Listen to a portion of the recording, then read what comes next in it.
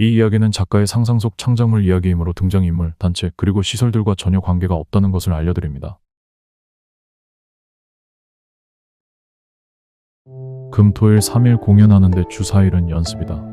갑작스럽게 중요한 계약이 아니고서는 고정적으로 6개월 공연을 하고 재계약을 한다. 공연하고 연습하고 홍보하고 히카루 예술단의 하루는 그렇게 매일매일 지나간다.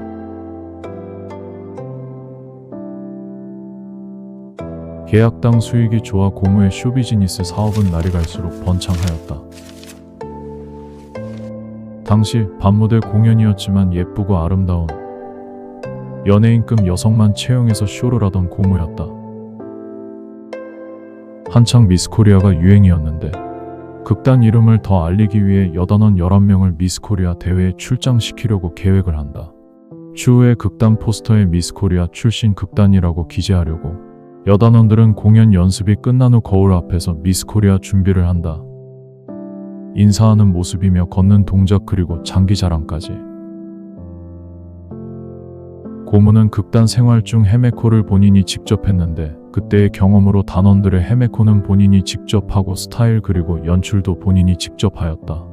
공연 전 미용실에 자주 가서 여단원이며 남단원들 한 명 한 명 스타일링을 했는데 그러면서 미용실 원장하고 많이 친해지고 무대에 오르는 단원들이라 헤메코에 굉장히 신경을 썼다. 11명 모두 개성이 있지만 너무 튀지 않으면서 한 팀처럼 보일 수 있게 말이다. 광주 계약이 끝날 때쯤 클럽 사장 소개로 대전의 큰 클럽과 계약을 하게 되었다. 대전의 클럽을 방문하고 엄청난 크기에 놀란 고무는 당장 계약을 진행하게 되었다. 공연 계약 시 기간은 6개월 정도 되는데 금액은 6에서 7천 정도 현금으로 받았다. 히카루 예술단은 목포, 광주, 대전 공연을 하며 더욱 유명해졌다. 지리적 위치 때문에 서울에서 오는 손님들 입소문으로 서울에서 내려와 공연을 보려는 사람들도 있었다. 대전 클럽과 계약이 끝나갈 때쯤 대전 사장이 다방에서 메모지를 하나 건네어준다. 여기로 전화를 해보라고 한다. 대전 공연 당시 공연을 구경 온 건달이 메모지를 남겼었다. 사무실로 가 전화를 건 고무. 부고카와이 사장이 전화를 받고 고무와 계약을 하려 했다. 히카루 예술단은 광주, 목포, 부고카와이 이렇게 3개의 공연을 하게 되었다. 대전 공연 마지막 날 고무는 글램록에 빠져 있었는데 일본 극단 생활 당시 TV에서 보고 감명을 받아 나중에 공연해보려고 했었다. 광주와 목포에서는 그럭저럭 재미있게 되었는데 대전에서는 당시 한국 정서와 맞지 않아 대전 사장이 좋게 계약을 끝내고 부고카와이로 추천해준 것이었다. 대전 클럽 사장은 만초루 단장이 이끄는 별빛 예술단과 계약을 했다. 계약 당일 만초루는 고무의 드랙쇼를 보고는 많은 충격을 받았다. 뭐 저런 저질스러운 공연이 다 있어. 고무는 부고카와이에서 선보일 레퍼런스를 찾으러 힐링도 할 겸 일본으로 출국 준비를 하려 한다. 없는 동안 극단을 잘 부탁한다고 사기와 진수에게 말을 하고 일본의 료스케상을 만나러 간다. 성공하고 5년 만에 다시 찾아온 일본 거리 많이 변해 있었다. 노숙하던 공원, 신주쿠 뒷골목 전단지 봤던 곳 그렇게 추억에 잠기며 처음 극단 동기들과 가서 술 먹었던 곳에서 혼자 분위기에 취하는 고무. 기분 좋은 상태로 일본 밤무대 공연을 관람한다. 참고할 만한 아이디어는 노트에 적으며 호텔방에서 일본 야경을 보고는 잠에 청한다. 다음날 아침 반갑게 맞아주는 료스케상. 연습 중인 모습을 보다가 극단 생활 중 고무를 짝사랑하던 사토미를 만나 이야기를 나눈다. 료스케상하고 식사를 하며 이런저런 이야기를 하는 고무. 저녁에 연극단 관련 파티가 있는데 같이 가자는 제안을 받는다.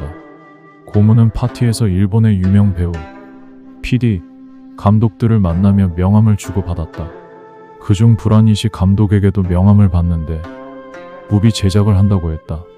고무는 브라니시 감독의 비전과 열정 그리고 에너지를 보며 기운을 많이 받았다. 무대 스케치 및 시설 확인차, 사기랑 진수를 데리고 경부 고속도로를 달려 대구로 간다. 대구 백화점 앞, 대구 중심가를 돌아다니며 주변을 살펴보고 있다. 목을 축이러 지하 다방을 들어가게 된다. 고모는 구석에서 커피를 마시고 있었다. 맞은편 VIP실에 이 지역 건달 무리가 비즈니스 이야기를 하고 있는데 멀리서 들리는 소리로는 대구 쌍칼파라고 했다. 위험을 직감한 고모는 조용히 커피만 마시고 가려 했다. 그런데 무리 중 한 명이 고모에게 다가와서 말을 건다. 고모는 극단 단장인데 계약건으로 대구에 잠시 들렸다고 했다. 거들먹 거리던 건달을 다른 단장들 이름을 들먹거리며 고모에게 해서는 안 되는 말을 하게 된다. 듣고 있던 사기가 화가 나서 건달을 쳐버린다. 쓰러진 건달을 보고 건달 무리들이 달려와서 큰 싸움이 일어났다. 황급히 지하 계단을 올라가는 고모. 입구에 올라와서 심상치 않은 건달 한 명을 만난다. 내려가는 건달 뒷모습을 봤는데 허리에 칼이 있었다. 쌍칼이었다. 그 시각 지하는 사기와 진수가 싸움을 하고 있고 상황은 종료되었다. 쌍칼이 내려와 조직원들이 누워있는 걸 보고 고모는 백화점 앞 공중전화 부스로 달려가 광주 사장에게 전화를 건다. 사장님, 아따 지금 큰일 났단께요. 사비가 대구 아들하고 까고 있단께요. 웜이 환장하겠네. 아따 참말로 니들 만날 쌈박질이냐잉? 환장하겠네.